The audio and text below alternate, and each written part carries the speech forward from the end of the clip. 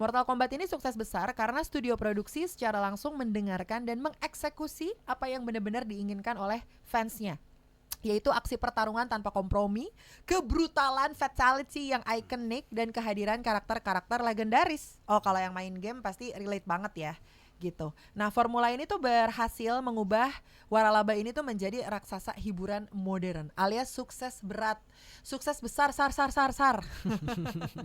Tapi kalian pada main Mortal Kombatnya? Kalau main gua. Oh, lo main? Mortal Kombat tuh di PS apa di mana ya? Di PS PS ada, di Sega apa di Nintendo ya? Oh, Nintendo kayaknya. Sega nggak ada deh. Di PS ada, di Sega Nintendo sempat ada. ada. Sega sempat ada. Oh, dia tuh game yang bisa masuk ke semua konsol. Ya. Gue pikir kalau ada satu game di satu konsol tuh dia ya udah eksklusif di situ gitu. Oh enggak. Oh gitu. Banyak ya. Oh banyak. Selain Mortal Kombat misalnya apa? Bola ya, main bola. Bola tuh di mana-mana. Ya kalau bola kan udah Ya. pasti lah ya. Oh gitu. Gue pikir tuh satu game tuh di satu konsol doang. Enggak, dia mungkin bikinnya buat beberapa konsol. Apalagi kan narik Joe Taslim tuh menurut gue karena memang dia punya basic pencak silat yang bagus banget, sama kayak Iko Uwais dan juga siapa? Satu lagi? Yayan Ruhian. Yayan Ruhian. Siapa namanya? Mad Dog. Mad Dog. Ya kan, trio yang akhirnya diundang ke beberapa film Hollywood gitu. Iko Uwais sama Mad Dog bahkan pernah ada di Star Wars ya. Iya. Iya, pernah. Pernah ada di Star Wars dan benar-benar mantep banget menurut gue untuk actionnya gitu. Jadi bukan pas banget menurut gue, memang Joe Taslim tuh cocok untuk ada di Mortal Kombat ini. Apalagi dia jadi villain yang memang apa-apa berantem gitu ya. Jadi meskipun banyak berantemnya dan segala macam, tapi tetap nyaman ditonton gitu.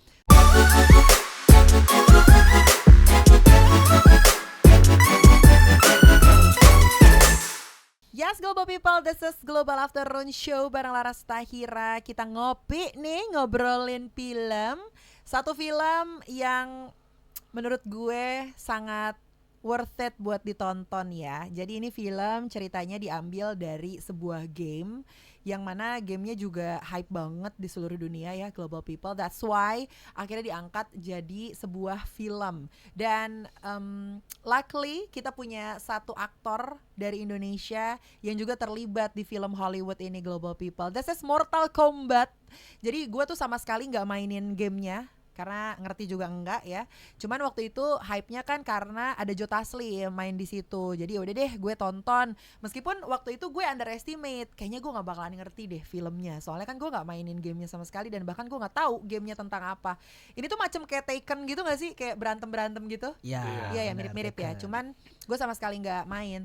Tapi ternyata waktu gue nonton film Mortal Kombat yang pertama, ternyata gue bisa enjoy banget, Global People. Bukan semata-mata karena ada Joe Taslim, tapi memang ceritanya bagus banget menurut gue. Terus actionnya juga bagus banget. Visualnya benar-benar memanjakan mata. Meskipun itu film menurut gue dark, termasuknya dark. Nah, gue tuh termasuk bukan yang suka film dark kayak macam Harry Potter, Lord of the Rings, Hobbit. Nah, yang gitu-gitu tuh gue sebenarnya nggak terlalu suka, karena gue nggak terlalu suka film-film yang gelap gitu loh istilahnya, dan terlalu cowok banget.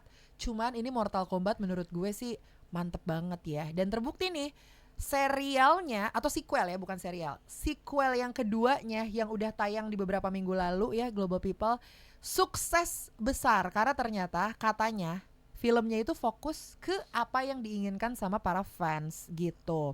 Nah, jadi sequelnya ini meledak dengan skor penonton yang tinggi banget, 90% Global People. Mantap gak sih? Dan ini secara resmi menjadi film Mortal Kombat dengan rating tertinggi sepanjang masa. What?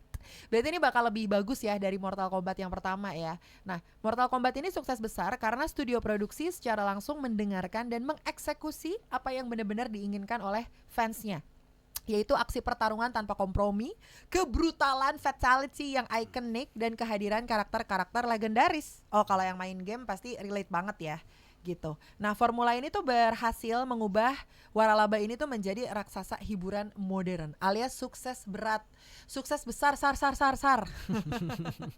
Karena ya itu, buat gue aja yang nggak tahu gamenya, suka banget sama Mortal Kombat yang pertama, Global People. Kalau ini dibilang berhasil banget dan bahkan lebih bagus dari Mortal Kombat yang pertama, fix ini sukses besar sih. Tapi Nanda, Fadil sama Martin nonton gak Mortal Kombat yang pertama? Pada nonton gak?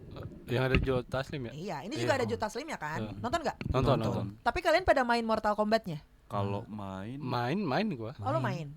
Mortal Kombat tuh di PS apa di mana ya? Di PS ada. PS ada, di Sega apa di Nintendo ya? Oh, Lupa. Nintendo kayaknya. Sega nggak ada deh. Di PS ada, di Sega Nintendo. sempat Sega ada. ada. Sega sempat ada. Oh, dia tuh game yang bisa masuk ke semua konsol. Iya. Gue pikir kalau ada satu game di satu konsol tuh dia ya udah eksklusif di situ gitu. Oh enggak. Oh gitu. Banyak ya. Oh banyak. Selain Mortal Kombat misalnya apa? Bola ya, main bola. Bola tuh di mana-mana. Ya kalau bola kan udah Iya. pasti lah ya. Oh gitu. Gue pikir tuh satu game tuh di satu konsol doang. Enggak, dia mungkin bikinnya buat beberapa konsol. Iya. Jadi Tapi punya- cara mainnya sama. ya mirip, suka ada perbedaan kayak misalnya dia misalnya contoh kalau dari Mortal Kombat ada fatality khususnya, kalau di sini Iya. kayak gitu, tambahan itu doang. Fatality itu Nah, itu ini pertanyaan gue. Fatality itu kayak lu ulti tau enggak ya? Apa ulti tahu? Ya, nge-ulti gitu. Iya. Oh, tujuan Duar. gitu. Tapi- Die gitu Iya. langsung. Poinnya gede.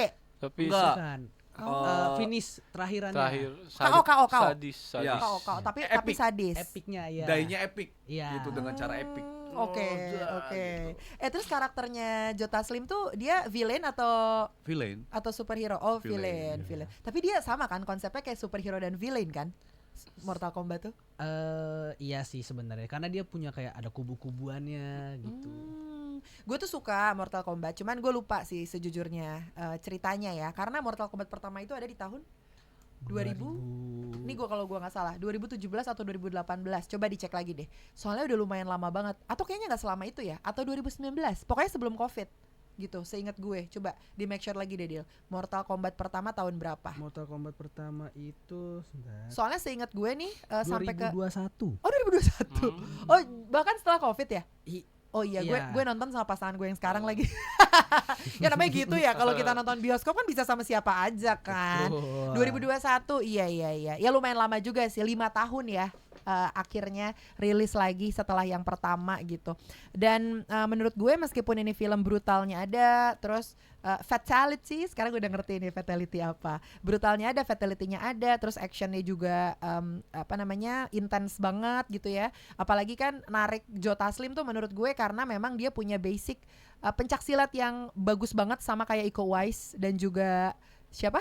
Satu lagi? Yayan Ruhian. Yayan Ruhian. Siapa namanya? Mad Dog, Mad Dog. ya kan, trio yang akhirnya diundang ke beberapa film Hollywood gitu.